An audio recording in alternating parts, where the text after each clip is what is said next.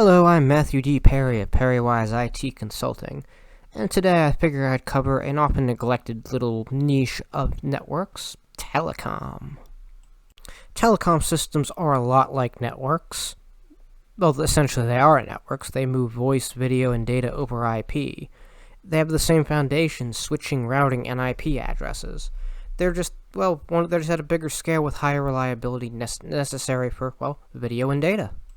Just to recap our network types, we have local area networks, which are central offices and data centers, metropolitan area networks, which are metropolitan fiber rings, and wide area networks, which are carrier backbone networks. We also have the internet as a massive wide area network.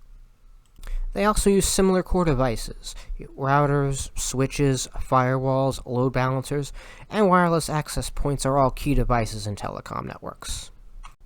Switching in telecoms is all about regular Ethernet switching as well as learning MAC addresses, utilizing virtual LAN area networks to know where things are going, utilizing trunking over 802.1q, and using redundancy using multiple switches. As far as routing in telecom networks go, IP routing moves traffic between networks. We have static versus dynamic routing. Static goes directly to the IP address, and dynamic will change depending on what DHCP pulls from the IP pool. You also have common routing protocols such as OSPF, which is used for internal networks, and BGP, which is between networks. Routing also has default routes and path selection available for you.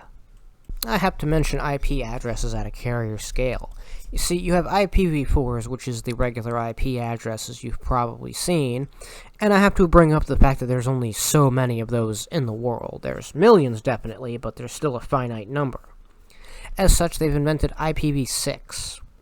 It was created to address the IP address shortage and, basically make more IP addresses out there so more devices could be connected to networks. I also have to bring up public versus private IPs. In your pool of IPs, this is the difference between one's not going to be able to go outside the network versus one is. CIDR and subnetting will let you get even further with device addressing. And net is network address translation, which we will get into. Telecom also has transport networks to, transmit data. This includes fiber optic links, regular high-speed Ethernet, Metro Ethernet, redundant paths, and a variety of things so they can focus on speed, distance, and reliability. Voice over IP is a packet-based method of, delivering voice-based data.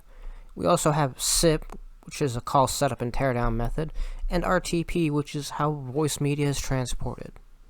As far as the actual internet goes, we have UDP and TCP.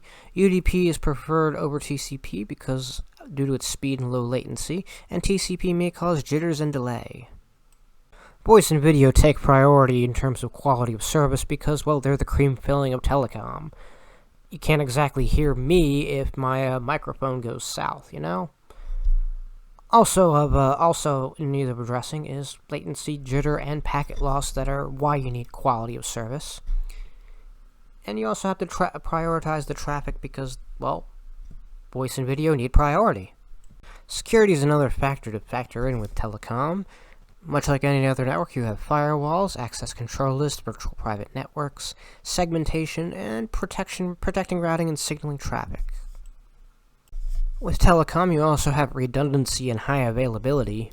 That's multiple paths in case you can't go through one, failover routing in case the connection fails, link aggregation, and high uptime expectations to make sure you have quality of service and all that jazz.